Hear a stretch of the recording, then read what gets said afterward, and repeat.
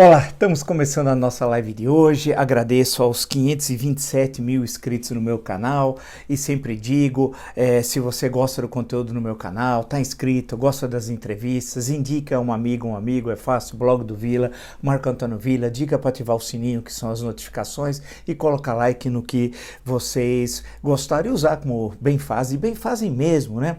São 1.000, 1.500, 2.000 comentários por vídeo, puxa vida, mostrando que não tem robô não, são pessoas que querem participar, discutir, colocar suas angústias, sua visão do mundo, suas propostas. Muito obrigado mesmo. Lembro também que as entrevistas, né? Hoje acabamos de postar a entrevista com o jurista Miguel Reale Júnior, amanhã estamos postando a entrevista com o embaixador Roberto Abdenur, são duas excelentes entrevistas, e lembro as últimas entrevistas que nós postamos nessa semana.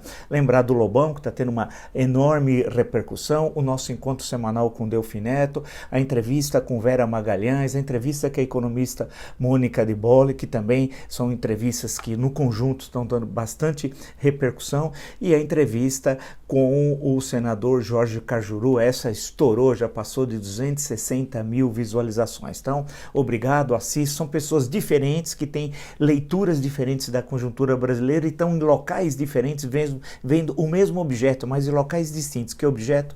O nosso país, o Brasil. Bem, lembro também que no Twitter vocês podem me acompanhar, tem mais de 700 mil seguidores, é Vila Marco Vila, né? Sempre lembrando que Vila com 2 L's. E lembrar também que na plataforma www.cursosdovila.com.br, lá vocês encontrarão as informações dos 3 cursos que estamos oferecendo, ou seja, o História da Ditadura Militar no Brasil, 1964-1985, né? História política, insisto sempre, história política das constituições brasileiras, das 7 constituições do ponto de vista da história política, e o que é fascismo.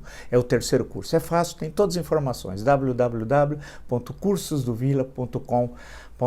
Passei todo o noticiário, como de hábito, né? Acompanhando, a gente fica até a noite, depois levanta cedo, conversa com A, conversa com B, com várias pessoas para tentar ter uma visão do que está acontecendo e para que nosso encontro aqui seja bastante profícuo, né? E aí fico sempre lembrando a figura do Mandrião, né? O Nécio na presidência, né? A idiotia também chega ao poder. Agora, a idiotia só chega ao poder quando você tem um país que abre condições para que ela chegue ao poder, para ser bem redundante, ou seja, você precisa ter uma profunda crise nas instituições, né? Um sistema político absolutamente degenerado para que a idiotia chegue ao poder. Seria inimaginável Jair Bolsonaro ser presidente do Brasil nas eleições de 1945, quando foi eleito Dutra na disputa com Eduardo Gomes e com Iedo Fiuza. Seria inimaginável pensar que Bolsonaro seria eleito presidente em 1950 na eleição que travada fundamentalmente por Getúlio Vargas, Eduardo Gomes, a disputa ali era intensa, e Cristiano Machado, que foi cristianizado, a expressão que se consagrou na eleição de 1950, quando ele foi abandonado pelo antigo PSD, que apoia no fundo Getúlio Vargas na eleição de 50, seria inimaginável Jair Bolsonaro vencer as eleições de 55, enfrentando Juscelino Kubitschek, Juarez Távora, Adhemar de Barros, fora. E em 1960, vencer a eleição contra Jânio Quadros, o Marechal Lott, outra vez o Adhemar de Barros foi candidato. Nessas condições, não teria mais no mínimo espaço para essa pessoa, né? Eu estou pegando o período da chamada democracia populista. Ele só venceu suas eleições tendo em vista a profunda crise moral, ética, política, empresarial, econômica que o país vive, e de falta de perspectiva, né? Por isso que abriu espaço para o Nécio, para que a idiotia pudesse chegar ao poder. Esse é o sentido. Em outro momento histórico, isso seria, insisto, impossível. Vamos lá. Eu tive agora vendo todo o apanhado, e é interessante nós analisarmos da seguinte forma. No campo da política, as pessoas tentam transformá-lo em algo que ele não é. Agora, na questão das eleições, propriamente dito, para não ir muito longe, para pegar estritamente o processo eleitoral. Ele era considerado um gênio da raça. E eu sempre dizia aqui, vocês são testemunhas, que eu dizia que ele não era absolutamente nada disso. E que aquelas pesquisas de popularidade estavam todas furadas e tinham o intuito de especular na bolsa ou especular no câmbio, porque não tinha concreticidade, especialmente especialmente nos principais colégios eleitorais. Insisto, nos principais colégios eleitorais. E acertei em cheio. Todos os candidatos que ele tem apoiado nos principais colégios eleitorais, todos estão sendo derrotados e serão derrotados a 15 de novembro e depois no segundo turno. E também as pesquisas que mostram de popularidade do Mandrião nos grandes centros eleitorais, todo mostram uma desaprovação fantástica. Isso em São Paulo, no Rio, Belo Horizonte, Salvador, Porto Alegre, Recife, tal qual eu já tinha, nos nossos encontros, eu já tinha demonstrado. Então, essa história que ele é uma espécie de Maquiavel de Rio das Pedras, lá onde ele era amigo do Adriano, Queiroz, onde eles se encontravam, né? Rony Lessa, tudo gente boa, que são os amigos dele. Ele veio desse submundo, nós nunca podemos esquecer. É o único presidente brasileiro que veio do submundo do crime. É ele. Produto da profunda crise institucional que nós vivemos. Em outro momento, insisto, citei aquele, mas podia citar outros. Ele nunca teria espaço. Então ele foi derrotado, está sendo derrotado. Ele é uma espécie de Midas às avessas. Quem ele apoia, o sujeito desaparece do cenário eleitoral. Como eu tinha dito aqui, registrem e vocês têm os vídeos que confirmam tudo isso. Segundo, a questão econômica, mostrando a sua incapacidade de buscar uma leitura do que está ocorrendo. Tem no Ministério da Economia um falastrão, que nós aqui já falamos desde o ano passado, que era um verdadeiro desastre para o Brasil, e acertamos em cheio no falastrão, ou seja, que ele não tem a mínima condição, o ministro da Economia, de entender o Brasil, a complexidade do Brasil e enfrentar os graves problemas que nós temos. A pandemia, a situação ficou pior ainda, e ele tem demonstrado, né, ao longo de todo esse ano 2020, eu estou me referindo ao Pacheco e seu imenso talento, conhecido também como Paulo Guedes, né, que é um desastre a sua gestão, um verdadeiro desastre. E o presidente da República deveria, nessa hora, ver o que está acontecendo, ou designar um outro ministro, ou fazer uma reunião, um gabinete de crise, discutir as questões econômicas. Não. Sabe qual é a preocupação dele hoje? Ir no feriado de finados para Fernando de Noronha. É essa a preocupação do Mandrião. É essa a preocupação do Mandrião, que ontem trabalhou das 8 horas, que em tese, no mínimo, deveria trabalhar, trabalhou 2, dos quais 1h30 numa cerimônia pública da FAB e meia hora num despacho interno, e deixou o palácio às 15h30, né? Só para você, mas ele é considerado um gênio, um esperto, aí vem aqueles analistas, sabe, com aquela profundidade Pires, aqueles que querem ser simpáticos ao poder, as gargantas de aluguel, aqueles que passam pano em tudo, né? Mas a realidade se impõe, não adianta. Passa o tempo, ela acaba se impondo. E no campo econômico, mostrando o desastre, né, que é esse governo. Ou seja, insisto, é um Midas, é um rei Midas às avessas. No campo das relações exteriores, vocês viram as declarações nessa semana, em especial do Beato Salu, também conhecido como Ernesto Araújo, na cerimônia dos formandos do Instituto Rio Branco, né, que ele disse que não tem nenhum problema do Brasil ser um Estado pária, expressão que nasceu nesse espaço, registra, que não tem nenhum problema, ou seja, nós vamos ficar um país absolutamente isolado. Assistam amanhã a entrevista brilhante com o embaixador Roberto Abdenur, para entender dessa complexidade de alguém que foi embaixador na China, em Pequim, nos Estados Unidos, em Washington, na Alemanha, em Berlim, cargos e funções importantes em embaixadas durante um longo período, que tem uma profunda noção do que está ocorrendo no mundo, né, para entender o que significa ser um Estado pária, que diz o Beato Salu, que não tem problema nenhum, nós estamos absolutamente isolados, nós vamos ficar ao lado de países antissemitas, reacionários e fascistas como Polônia e Hungria só. O que importa para nós?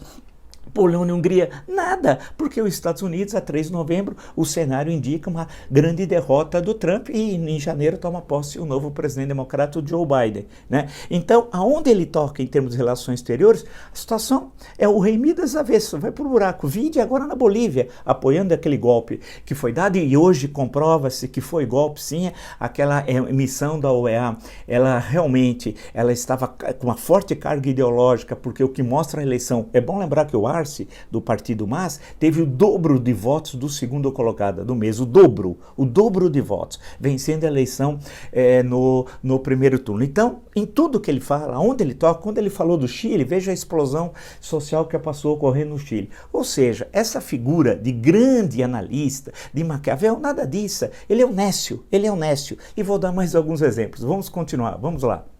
São muitos os exemplos do Nécio, né, do Midas às avessas, que está na presidência da República. Eu fui anotando alguns pontos. Você veja a estrutura de Estado, o que ele faz? Ele está destruindo a estrutura de Estado, aparelhando, e veja o episódio recente envolvendo o GSI, Gabinete de Segurança Institucional, a BIM, que é a sucessora do SNI, as advogadas de Flávio Bolsonaro e Jair Bolsonaro reunidos no dia 25 de agosto, né, no Palácio do Planalto para resolver assuntos da rachadinha. Isso é desvio de finalidade.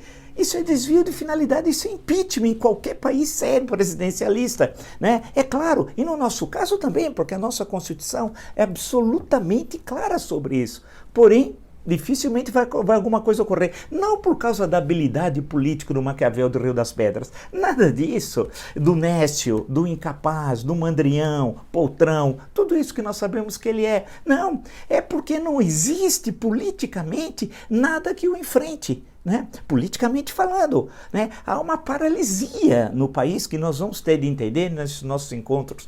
Nós batemos um papo também sobre isso, mas entender o que está acontecendo, né? Porque dessa insensibilidade, dessa falta de combatividade. Então, quando não há uma combatividade, o outro se transforma em algo que ele não é. Como se ele fosse um super-homem da política. E nós sabemos que ele mal consegue acertar 3, 4 frases. Basta lembrar que ele estava no Instituto Rio Branco, na cerimônia da formação dos diplomatas, e na live de quinta-feira, que nós comentamos aqui, uma live que ele usou palavras baixas, digna de um marginal, digna do boteco do Juca, né? Mas ele estava num próprio da União, com os recursos públicos, fazendo uma live que até hoje eu não entendi qual é o estatuto jurídico.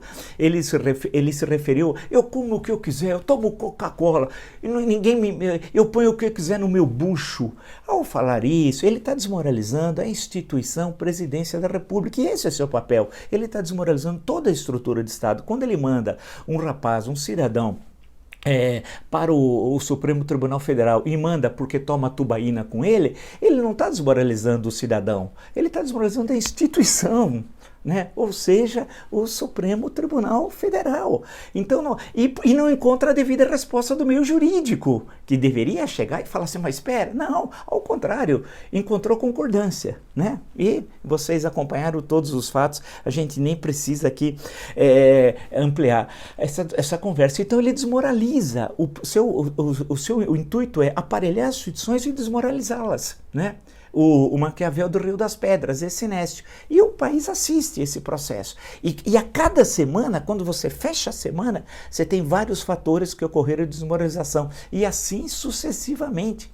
É uma situação nunca vista na história brasileira, mas vai chegar uma hora de ruptura. Claro que chega uma hora que o gigante acorda, né? E isso muda. Quando vai ocorrer, ninguém sabe. Ninguém tem o dom de prever. Outro dia, conversando com um amigo, ninguém imaginaria que no dia 14 de julho de 1789 fosse ocorrer o que ocorreu em França, em Paris, tomada da Basília e todos os seus efeitos. Nem o Luís XVI. Lembre-se que o Luís XVI recebeu aviso, achou que era uma revolta, uma simples rebelião, e o seu mordomo disse, não, majestade, nada disso, é uma revolução, né? E ocorreu tudo aquilo que vocês bem sabem. Em suma, a gente na história não consegue, mas vai chegar um momento. No Chile, veja o caso do Chile, foi por causa do aumento de centavos do metrô que explodiu a rebelião ano passado e que está levando à convocação de uma Assembleia Constituinte. Então a história nesse sentido é surpreendente, mas não cabe também a nós esperar um estalo, que a gente não sabe quando vai ocorrer, que vai ser amanhã, daqui 10 anos, né?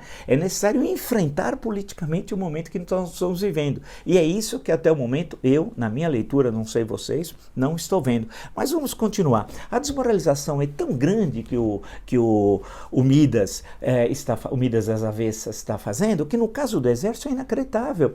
Um cidadão, um pequeno, um gusano, para usar uma expressão em espanhol muito usada ali na América Central, um gusano, que é esse Ricardo Salles, né, chama o general do Exército de Maria. Chama de Maria. E pior, ele fica quieto. Ele fica quieto. O general ficou quieto. Chamou ele de Maria Fofoca. E ele não falou nada, né? Ou seja, a desmoralização é total do Exército. Ele já tinha, aí o Bolsonaro, humilhado o Pazuello, o Sargento Garcia, né? Já tinha humilhado nessa semana. O sujeito doente no hospital, estava dormindo quando ele chegou. porque estava com febre, etc, tá com a Covid-19, e gravou aquele vídeo vergonhoso, e que é uma humilhação que o Bolsonaro fez passar, não o Pazuello, que o Sargento Garcia nada, o Exército. E agora, quando o Ricardo Salles fala isso, a mando da Orcrim, dos filhos do chefe da Orcrim, é para desmoralizar o Exército, de um general de 4 estrelas, chamado de Maria Fofoca. E fica assim, quer dizer, não acontece nada, o Exército vai demorar, e eu estou dizendo para vocês, senhores generais, especialmente do alto comando, vai demorar décadas para limpar a sujeira da farda desse governo, que vocês são copartícipe, inclusive com centenas de oficiais da reserva e alguns da ativa, mamando nas tetas do Estado. Né? Mamando nas tetas do Estado. Quantos assessores, hein? E falavam do PT, hein? Igualzinho. Aí, a questão toda, e eu fui anotando aqui uma série de pontos, é que o intuito, e aí eu sempre cito a passagem do ensaio chamado Marechal de Ferro, que está no Contrastes e Confrontos de Euclides da Cunha, o intuito do Bolsonaro qual que é? É rebaixar o Brasil à sua altura. Né? Usando aquela imagem do Euclides, é rebaixar o Brasil à sua altura. O Brasil estava lá em cima, ele lá embaixo. O que ele fez? Ele está rebaixando o Brasil. Ele está no mesmo lugar, ele não se mexeu, ele é o mesmo. Né? Mas você tem esse processo de rebaixamento. E nós aqui ainda assistindo tudo isso. Vai chegar um momento que nós vamos nos movimentar. A história é assim, a roda da história ela não fica paralisada. Nós assistimos coisas absurdas, dantescas, né? Para falar dantesca, nós estamos falando do Dante, da Divina Comédia, ele vai achar que é o Dante, o quarto zagueiro do 7-1, porque é esse o homem que governa o Brasil, né? Que chama o governador de estado na live de quinta-feira de boçal. Olha o nível, que tinha aquela mesa toda suja, né? Aquela coisa, o Brasil é aquilo. Não, Bolsonaro não é o Brasil. Isso que é importante a gente ver. Então esse Nécio vai chegar uma hora de acerto de contas. E quando eu falo acerto de contas, ele tem um nível tão baixo, moral, ético, de conhecimentos, de tudo, né? É uma pessoa baixa, né? Por isso que ele se relaciona bem com marginais, como o Adriano, como o Rony Lessa, como o Queiroz. E aí é o mundo dele é esse. Observe, né? Aonde ele se sente bem. Com essas pessoas, desse nível, desse submundo do crime, da onde ele veio, né? Não podemos nos esquecer, né? A história do Flávio, Carlos, dele, tudo isso, né? 30 anos, portanto esse é o mundo dele, nunca foi o mundo do exército, que ele sabia que no exército ele não ia ficar rico, que ele ia ficar rico na política e ligado a marginais, e foi isso que ele fez ao longo da sua vida, e a história comprova. A questão que se coloca, e hoje estamos fazendo uma fala mais breve nesse sábado, né, para amanhã voltarmos à nossa fala em termos de extensão tradicional, é tentar compreender desse Midas avesso. E percebo como as análises elas têm curtíssima duração. Insisto sobre a questão das eleições municipais, como eu acertei. E aguardem, no final de novembro, início de dezembro, com a derrota dele nas eleições municipais nos principais colégios eleitorais, derrota nos Estados Unidos do Trump, a situação econômica piorando, ele vai voltar com o discurso de golpe. Vai voltar. E na cerimônia da FAB, anteontem, ele disse que quem protege as liberdades são as Forças Armadas, ou seja, violando a Constituição, porque a Constituição é bem clara, né, que é o Supremo Tribunal Federal que é o guardião da Constituição, portanto, do Estado democrático de direito. Né? Ele pensa que nos engana. Não, Mandreão, a todos que acompanham o nosso canal, você não engana não. Obtuso, o parvo e sua caterva, né? Vamos lá, nos encontramos então amanhã, assistam então a entrevista que nós postamos do Miguel Reale Júnior, amanhã temos do embaixador Rubens Abdenur e todo o conjunto de entrevistas, a última do Lobão, e do conjunto de entrevistas que nós postamos no nosso canal, que vocês certamente vão gostar. E é aquela história que eu digo sempre, se você gostar dessa live de tantas outras no meu canal, indica um amigo, é fácil, blog do Vila, Marco Antônio Vila, diga para ativar as notificações, colocar like no que vocês gostarem. E na plataforma www.cursodovila.com.br, lá vocês encontrarão todas as informações sobre os 3 cursos: História Política das Constituições Brasileiras, História da Ditadura Militar e o que é fascismo. Nos encontramos então amanhã. Até!